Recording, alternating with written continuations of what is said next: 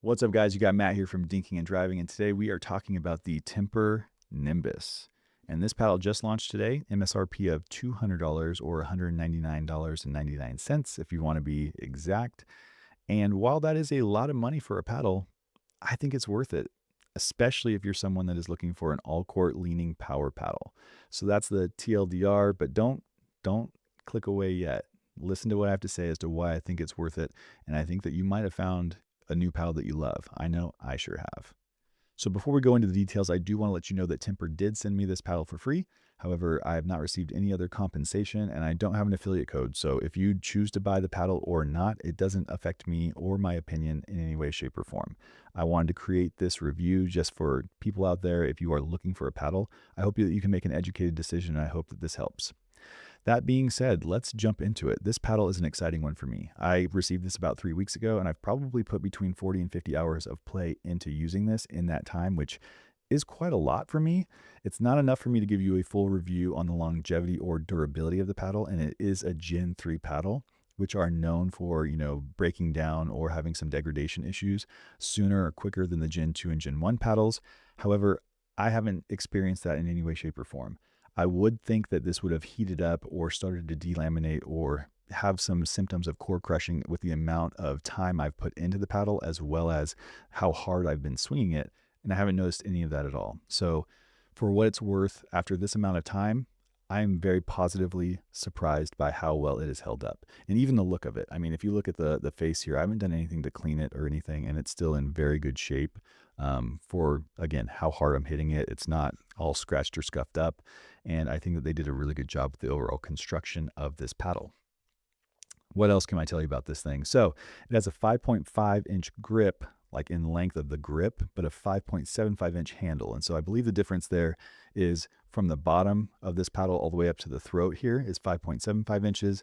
And then all of the part of this handle that is covered in the grip is 5.5. So there's about a quarter of an inch difference between what's covered and what's not. Either way, this makes for a great two-way paddle. So if you're into two-ways or want to get into two-ways, this one will let you do it. I also mentioned that it is a Gen 3 foam injected paddle, so they have what's called a dual foam injected paddle, which makes me think that there's just that much more foam around the perimeter, which in my opinion helps with both power as well as control. So the foam, and my experience with this paddle, has caused it to have enough power that I would give it a 7.5 out of 10 in the power category, which is still an all-court paddle, but leaning towards the power side. And I think it's probably one of the higher power all-court paddles, in my opinion. But it's not your Yola Pro 4. It's not an 11.624 power paddle, but it's perfect for someone like me who swings really, really hard and wants to know that if I'm swinging as hard as I can, I'm still going to get the ball in the court if I have, my mechanics down correctly.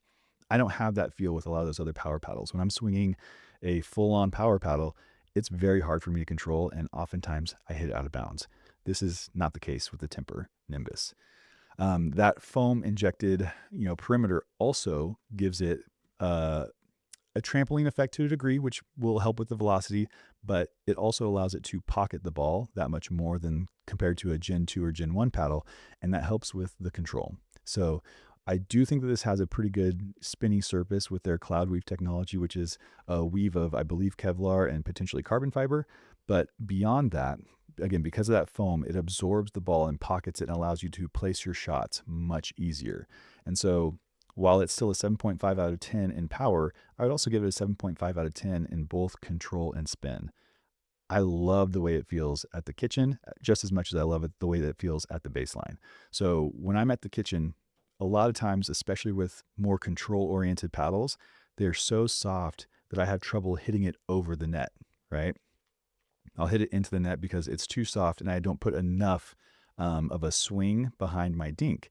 However, then you have the opposite issue with very poppy paddles where sometimes you just barely touch the ball and it skyrockets so high into the air that it sets up your opponent for an easy overhead into your partner. And that's not the case here either. I feel like this had the absolute perfect combination of both pop as well as control that allowed me to place the ball where I wanted to, whether I was dinking or even on approach shots in the transition zone. So I absolutely love it from a control standpoint. It's not overly soft. It's not overly poppy, but I'd give it both a 7.5 for pop and a 7.5 for control. So as you're noticing, I've given it a 7.5 in every single category, which again sounds like a very mediocre or middle of the road paddle. It is not. For whatever reason, the way that they combined the surface materials, the face shape, the handle length, it just makes a very enjoyable experience. And that's why I've been maining it for the past 3 weeks. And as of right now, I have no desire to stop using this as my main paddle. So this thing just launched today. I believe it is May 15th, 2025 for $200.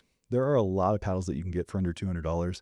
And I can tell you right now, there's not a single one that I would be using over this as my main. As someone who, again, enjoys swinging really hard, loves to have extra dwell time from a Gen 3 paddle, this thing is it.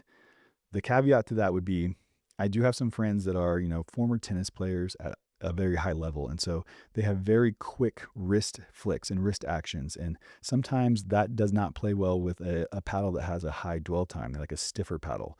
So if you are one of those guys that likes a very stiff paddle with no dwell time, this isn't for you.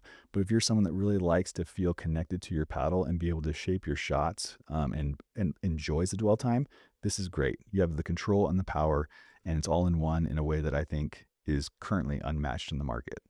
So for what it's worth, that's what I think of this Temper Nimbus. I can't tell you enough good things about it. I'm enjoying it, and hopefully the longevity is there. Like I said, so far I've been beating the tar out of this thing, and it is still playing very, very well, and I'm excited to see what else I can do with it moving forward.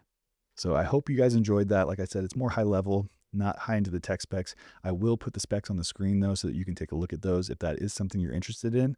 But let me know in the comments if you have any other questions, thoughts, or concerns around the Temper Nimbus. Thanks, y'all.